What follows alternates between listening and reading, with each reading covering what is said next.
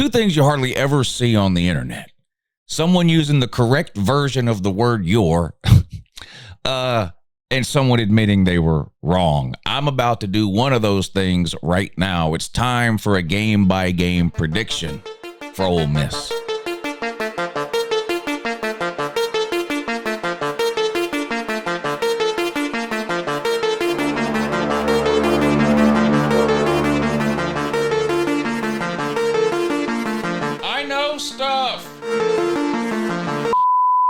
Yeah, good morning. It's Uncle Lou here. That's right. It is me, Uncle Lou, live on LouTube for you. Thanks for watching. I really appreciate it. Also, in addition to that as well, we are going to do a game-by-game prediction for the Ole Miss Rebels today. Head coach Lane Kiffin nearly got them to the playoffs last year. Finished at 9-3, 10-2. Ended up being sort of the cutoff point last year for most teams out of the SEC and the Big Ten. You had a handful of bubble teams that were sitting there at 9-3. Ole Miss was one of those teams. Miami at 10-2 on the bubble. Alabama, South Carolina, Illinois, a handful of 9-3 teams. So you look at last year to this year, how could they take a step forward? Well, you need to find a way probably to get to 10 wins, right? I think it is possible some 9-3 teams get it. Well, we saw Clemson get in last year with a 9-3 regular season, but they got in through a guaranteed bid through winning the ACC championship game. They were 9-3 in the regular season, won the ACC championship game, 10-3. But in terms of regular season records, 9-3, 10-2 seemed to be like the fence, and you ended up on one side or the other. Unfortunately for Lane Kiffin and Ole Miss, they ended up on the wrong side. Can they improve that, get to 10-2, or can they go 9-3 again, and maybe that's enough to get them into the playoffs this year? We're going to find out right now. I'll give you the short answer. No. I don't think Ole Miss is going to be as good of a team as they were last year. Now, to reference back to the opening of the video here and it admitting something I was wrong about, I did not think Lane Kiffin would be a successful head coach at Ole Miss for a variety of reasons. Number one, he really hadn't had much success prior to that. There was the brief sort of Airbnb rental in Knoxville when he was there seemingly for a week and then gone. Southern Cal was a complete disaster. He goes down to the group of five, then to Saban's rehab. He went to Saban's sort of coaching rehab clinic there in Tuscaloosa for a while, and then he gets the job at Ole Miss. And I'm thinking this isn't going to work. He's in a loaded SEC. Ole Miss can't recruit. He's not going to be able to get the players he wants to run. His type of offense at a high enough level to compete with the upper echelon of the SEC. And besides that, he's too immature. I don't think he's got really what it takes to be a big name head coach. Well, fast forward to today, and he's proved a lot of that wrong. He got Ole Miss almost immediately to a sort of 8-win type of situation where he was losing only to like the Alabamas, the LSUs, the Georgias, whatever it was. And then, of course, last year he beats Georgia at home.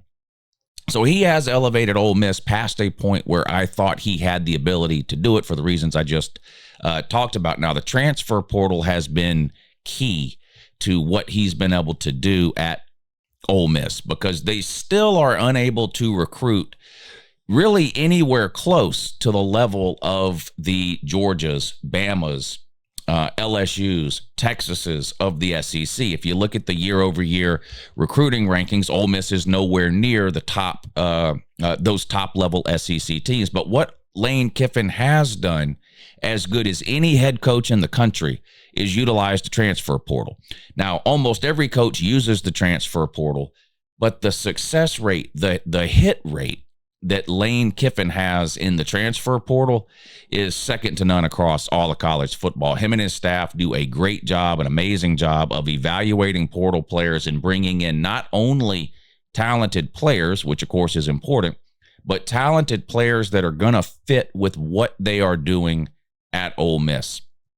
And that is primarily responsible, I think, for sort of the surge that Ole Miss has experienced under Lane Kiffin. Again, getting them to a point where, you used to look at Ole Miss and go, I wonder if they're going to make a bowl game this year. And you'd look at their schedule and try to find 6 wins. Now you look at Ole Miss and you go, can they get to 10 wins and make the playoffs, or are they going to come up a game or two short? That's a huge improvement for a football program that has spent the majority of its existence at or near the bottom of the SEC. And I don't say that to crap on Ole Miss as a program. I say that to compliment what Lane Kiffin has been able to do there and where he has been able to get Ole Miss as a program relative to where it has normally been over its existence in the SEC. And again, that's something that I was wrong about. Lane Kiffin has matured as a head coach.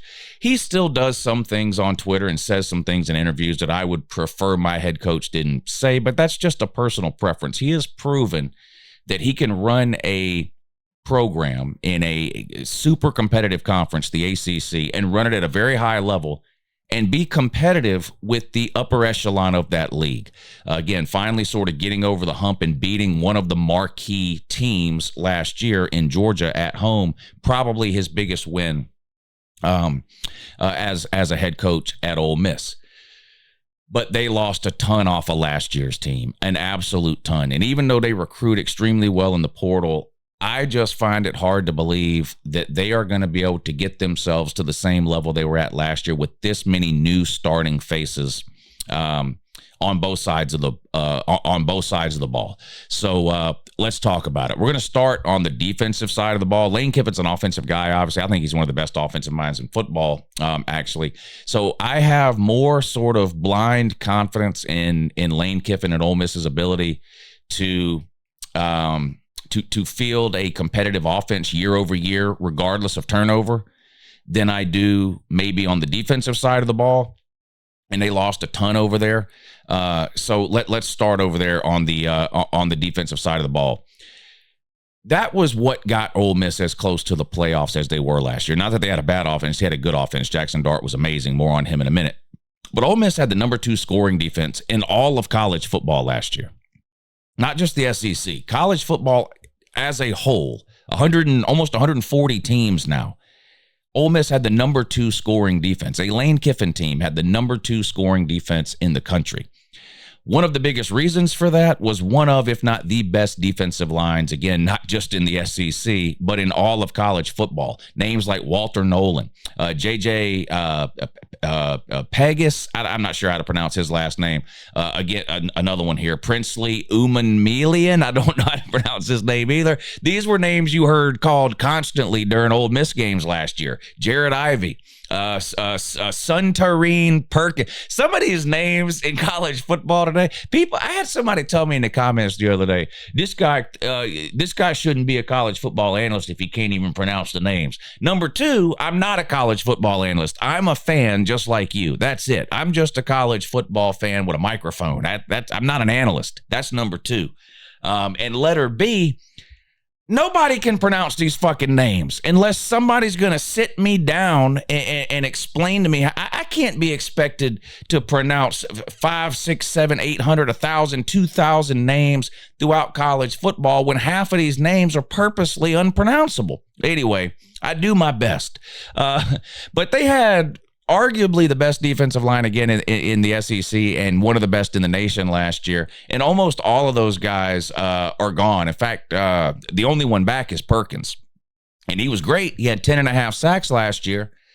But you couldn't focus on just Perkins last year if you were an offense facing Ole Miss. If you were an offensive line, it's not like you had to make sure you blocked Perkins and not worry about anything else. So he benefited from the fact that they had 2 or 3 other elite guys along that defensive line. Will he have that same amount of production this year over on the defensive side of the ball when I think teams will be sort of keen on him this year? We'll see. I still think he's really good, but can he get to that 10.5 sack number again? That I don't know. Now, they've got some young players, sophomore Cam Franklin and Will Eccles, who Ole Miss did recruit and were pretty highly rated recruits out of high school. Those were 2 really good gets for Ole Miss. They'll get a lot more playing time this year. Redshirt sophomore Jamarius Brown was a freshman All-American last year. So it's not that they don't have any talent or experience on the defensive side of the ball. They do, but they bring back a lot of 2s and 3s from last year to replace, again, one of the best, if not the best defensive lines in the entire country. So I think as a whole, I think Ole Miss's defensive line will take a step back this season versus the dominant sort of defensive front they were able to field last year. And when you look into the secondary, they are losing almost their entire secondary. Lockdown corner Trey Amos is gone. They lose 2 other cornerbacks, Isaiah Hamilton and Brandon Turnage, and 2 safeties, Trey Washington and John Sanders. So they're replacing almost their entire secondary. They're replacing about 75% of their defensive front. It's going to be a lot of new faces for your average college football fan on the Ole Miss defensive side of the ball when you're watching these Ole Miss games next year. And again, I trust Lane Kiffin's ability to sort of evaluate these players that he's bringing in through the portal. I mentioned the good recruiting they've done along the defensive line. I think they're going to be good. I'm not saying they're going to have a bad defensive line or even a bad secondary, although I do have serious questions about the secondary. I just don't think it's going to be at the level where it was last year, which was the number 2 scoring defense in the country. So there's room to fall for Ole Miss defensively and still be a really good defense. Maybe instead of having the number 2 scoring defense in the country, they've got the number 15 or the number 20. But that could be the difference between 8-4 and 9-3, which they were last year. So I do have some questions and some concerns about Ole Miss on the defensive side of the ball and if it can be as good as what we saw last year. Now, over on the offensive side of the ball, they lose Jackson Dart. He was a 3-year starter at Ole Miss. He broke or set almost every school record there when it comes to passing numbers and quarterback play. Austin Simmons will be the quarterback this year. Now, he's a first-year starter, but he's been in the system for a couple of years. He's been in the system for a couple of years now. He's a redshirt sophomore. If you watched last year's Ole Miss Georgia game, Jackson Dart actually got dinged up early in that game, and they had to put Austin Simmons in. He went right down the field and led Ole Miss to a touchdown against what was a pretty good Georgia defense. Maybe not as good as they've had in years past, but a pretty good Georgia defense. So again, this guy's got talent. He's been in the system for a while. He understands what it is Lane Kiffin wants him to do. I expect him to play at a high level. Will he play at as high of a level as Jackson Dart did last year in his 3rd year as a starter? Probably not. So again, it's a situation where I think Ole Miss will have a good quarterback, but will it be as good as last year? Probably not. Probably another small step back there at the quarterback position. They also lose basically their entire receiving core. Now, Lane Kiffin has assembled another good group of wide receivers through the transfer portal. He got a kid from Penn State, Harrison Wallace. Now, we can debate on how good that is. Penn State's been a wasteland of wide receivers lately, but they bring Harrison Wallace in from Penn State. They got a kid from Oklahoma, Stribling, I think is his name. Caden Lee does come back, who had almost 900 yards last year for Ole Miss as a sophomore. And the offensive line has 4 new starters. So you got a new quarterback, 2 or 3 new wide receivers, and 4 new offensive linemen. I trust Lane Kiffin to put a competent offense on the field, but if you had to bet $1 on whether or not you think Ole Miss's offense is going to be better than last year or worse than last year, my dollar's going on a little bit worse. I think you're looking at incremental small steps backwards, especially in the first half of the season when a lot of these players are sort of just getting up to speed than what they had last year. I don't think Ole Miss is going to be bad as a team. I don't think they're going to be bad offensively. I don't think they're going to be bad defensively. I also don't think they're going to have the number 2 scoring defense in the country, primarily because of the losses on the defensive line. I think they're going to drop some there. And offensively, they may not be quite as explosive, at least early in the season, with a bunch of new wide receivers, a new quarterback, and 4 new offensive linemen. So that's sort of my general thoughts about Ole Miss, their roster, how it stacks up to last year, and what I think it might mean heading into this season, 2025. Enough about what I think. What does Vegas think? Now, this, of course, doesn't really matter either. You can be a 20-point underdog in a game and win it. We see upsets all the time. But I like to look at the win total, the expected win total for a team, and their chances of winning the conference. This gives you a general idea about what Vegas and the betting public and college football fans in general feel about a team heading into the season. Doesn't mean this is what's going to happen. It's just generally how people feel. The expected win total for Ole Miss in 2025 sits at 8.5. Obviously, you can't win 8.5 games. This is a betting number. So if you think Ole Miss is not going to take a step backwards at all, they're going to be just as good as they were last year, despite all the losses and all the new faces, you would bet over 8.5 wins on Ole Miss. In other words, you think they're going 9-3 again, or maybe 10-2, 11-1, 12-0. You'd bet the over 8.5. If, like me, maybe you think they're set to take a step or 2 backwards, a small step, but still a step backwards, you would take that under 8.5 win total. Maybe you're thinking they're going 8-4, 7-5, something like that. The general expectation for Ole Miss right now is that they're about an 8 or a 9 win team, which is what they were last year. What about their chances to win the conference? This is going to surprise you probably. What do you think Florida's chances are to win the conference? There's a lot made about Florida over the last few years with their head coach, Billy Napier. It hasn't been good. He's got a 500 record. He's only had one winning season in 3 years there. They've got one of the toughest, most brutal schedules in the country, never mind just the SEC. What do you think Florida's chances are to win the SEC? Well, according to Vegas, they have a better chance of winning the SEC than Ole Miss does. That surprised me. Ole Miss has the 7th best odds to win the SEC. This is a team last year that was one win away from the playoffs at 9-3, beat Georgia in the regular season, the team that won the SEC last year, yet they sit at 7th in the odds in terms of chances to win the SEC. Texas is on top, followed very closely by Georgia. Then there's a little bit of a drop-off. Alabama is 3rd, LSU 4th. And there's a massive drop-off. In fact, let's put this up on the screen just to illustrate how big the drop-off is in the SEC from the top 4 to everyone else. If you don't gamble or you don't know that much about odds, the plus 280 for Texas, plus 290 for Georgia, plus 470 for Bama. This is, if you bet $100 on Texas to win the SEC, and they do win the SEC, your $100 wins you $280. That's what this number means. LSU, on the other hand, you bet that same $100 on LSU to win the SEC, and they do. Your 100 wins you $600. So the bigger this number is, the worse your chances are of winning the SEC, according to the Vegas odds. So Texas with the best odds at plus 280, Georgia right behind them at plus 290, a little bit of a drop to Alabama at 3rd, plus 470, another little drop to LSU at plus 600, but then it falls off a cliff here. Texas A&M plus 1,600, Florida plus 1,800, Ole Miss plus 2,000. If you're a big believer in Ole Miss, you can bet $100 on Ole Miss to win the SEC, and if they do, that $100 bet would win you $2,000. In other words, this is what you would call a gambling long shot.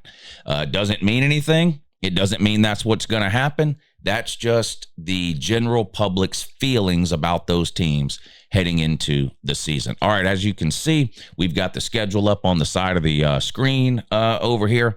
I'm going to go through it now and give you a winner and a loser for every single week. Now, I've done about 25 or so of these prediction videos already.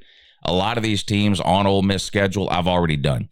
So if you've seen those videos, you know which way I'm going in those particular games, but I'm just going to go through the schedule week by week and sort of give you my thoughts and reasonings as to why I have Ole Miss winning and losing these games. I think they'll start off with a fairly easy win at home against Georgia State. Now, Georgia State did beat an SEC team about 8 years ago or so, but that team was Tennessee, and that was sort of, Tennessee was bad for a long time. That was like them at their worst. I don't expect that to happen or anything close to that here. This is a good year for Ole Miss, I think, to start out with a game like this, considering how many new faces there are on the offensive and defensive side of the ball. A new quarterback, bunch of new wide receivers, 4 new offensive linemen, all new secondary. It gives all these new guys a chance to get their feet wet here in a game where Ole Miss will be a huge favorite and they'll get a big win. Then they jump right into conference play after that. They take on Kentucky on the road. They lost this game last year. Kentucky was absolutely horrible. Kentucky only had one SEC win last year, and it was against this Ole Miss team. I don't see that happening again. Even though Ole Miss does have to go on the road, I don't think there's any chance Kentucky sneaks up on them this time. I think Ole Miss gets to win on the road at Kentucky. Then they come back home and play Arkansas. And before I tell you which way I'm going here, because you're not going to like it, I operate up under a couple of assumptions when I do these prediction videos that never come completely true, okay? I don't think anybody's going 12-0. I don't think anybody's going 0-12. In other words, I'm not predicting anybody to go 12-0. I'm not predicting anybody to go 0-12. And I don't think anybody in the SEC is going 0-8 in conference play, and I'm not sure anyone's even going 8-0 in conference play. Now, could a team go winless in the SEC, 0-8? Yeah, we've seen it before. Mississippi State did it last year. Tennessee did it a few years ago. It happens. Kentucky could go 0-8. They only won one SEC game last year. So yeah, teams can go 0-8. Arkansas might go 0-8. I'm not predicting Arkansas to go 0-8. I think that quarterback they have at Arkansas, He's their best player by far. Arkansas is not a great team. This could be Sam Pittman's last year. But I have had a feeling all offseason that Arkansas, that quarterback is going to have a monster game against somebody and sort of win the game by himself. Unfortunately, as I've gone through my schedule predictions this year, Ole Miss is the team that I've decided that's going to happen to. I've got Ole Miss losing at home to Arkansas. I know that's extremely unlikely. Ole Miss will be a significant favorite in that game. And there's a bigger chance that I'm wrong than there is that I'm right about this particular Arkansas game. But if all I'm going to do is go through and do these predictions and say, well, Ole Miss is going to win every game they're supposed to win and lose every game they're supposed to lose, then there's no point in doing these prediction videos. And that hardly ever happens anyway. Most teams over the course of a season lose at least one game you don't expect them to lose and win at least one game you don't expect them to win. Ole Miss, for example, lost to a terrible Kentucky team where they were a big favorite and beat Georgia where they were a significant underdog. So they weren't supposed to win the Georgia game, and they did. They weren't supposed to lose the Kentucky game or lose the Kentucky game, but they did. I've got Ole Miss dropping this game in week 3 at home to Arkansas. They get things turned around the following week against what I think is going to be a pretty good team and a potential playoff team. When you look at the group of 5, one team is guaranteed to get in. There's 5 or 6 teams that I think are sort of in that mix. Tulane is one of them. I think Ole Miss gets the win at home against Tulane. They're sitting at 3-1 before one of the biggest games of the season at home against LSU. And unfortunately, I think they lose this one too. This is just a scheduling quirk here this year with Ole Miss, losing 2 home games early in the season, at least according to my predictions. Again, I know this is unlikely the Arkansas thing in particular is unlikely to happen. But I do think Ole Miss loses this one at home to LSU. I think LSU is a good enough team to make the playoffs this year. Now, I've done an LSU prediction video. I think they come up a game short. They play Oklahoma on the road in the last week of the regular season. LSU does. I've got LSU with 2 losses heading into that game on the road against Oklahoma in week 12. And I don't trust Brian Kelly to win a game when there's that much on the line. So I've got LSU losing at Oklahoma in the last week of the season, which will probably knock them out of the playoff race. But I do think LSU gets this win here. That's Ole Miss's second loss of the season. You get a bye week, and here you hopefully start to turn things around. You come out of that, you host Washington State. This is a game they need to win, and I think they will. Back-to-back road games at Georgia and Oklahoma. Oklahoma, I think, is going to be one of the most improved teams in the country, at least in terms of record. They were not good last year. The quarterback play was abysmal. Their offensive line was shaky at best.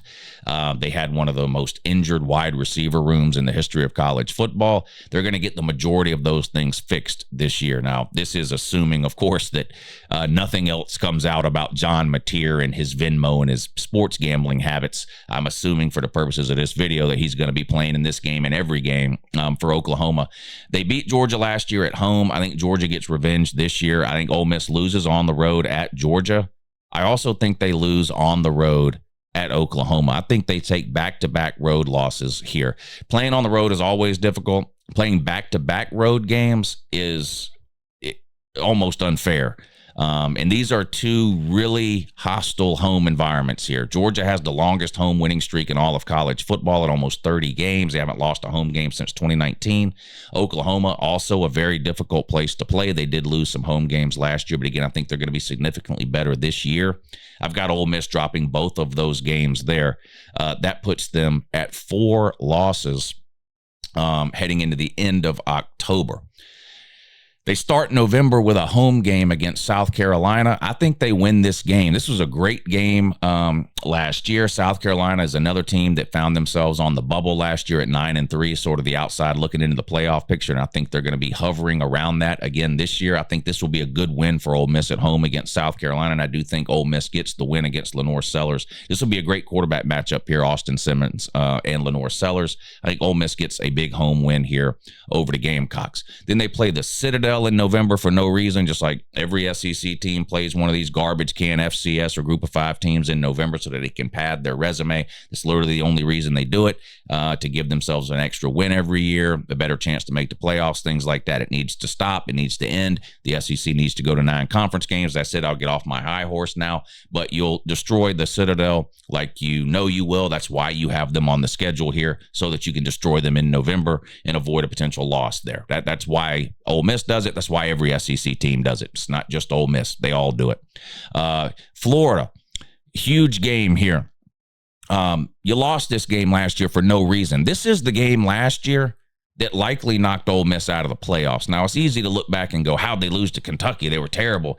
And that's true. Had you beat Kentucky early in the year, the Florida loss would have only been your second loss, so then maybe you still get in. But still, the point is, Ole Miss, with their backs against the wall in a must-win situation to make the playoffs, found a way to lose to a bad Florida team last year. So this is a massive revenge spot game here for Ole Miss. And I think they get the win at home over an improved Florida team. Then you have your last bye week of the year before the in-state rival against Mississippi State, the Egg Bowl. I think Mississippi State's going to be horrible again. Like Arkansas, they'll probably beat somebody you don't expect them to beat. I don't think it'll be Ole Miss. I think Ole Miss gets the win here, wins their rival game to close out the regular season at 8-4. Probably not the record a lot of Ole Miss fans are wanting to see. There's going to be a lot of other Ole Miss predictions out there, I'm sure, that'll have you at 9 or 10 wins, and it's possible you get to 9 or 10 wins. I think Lane Kiffin has proven he knows what he's doing, and if he strikes gold in the portal again at the same level he has done in years past, it is possible Ole Miss exceeds expectations this year. Again, their expected win total sits at 8.5. I've got them just under that at 8. But it's very possible they exceed that and get to 9, maybe even 10 wins.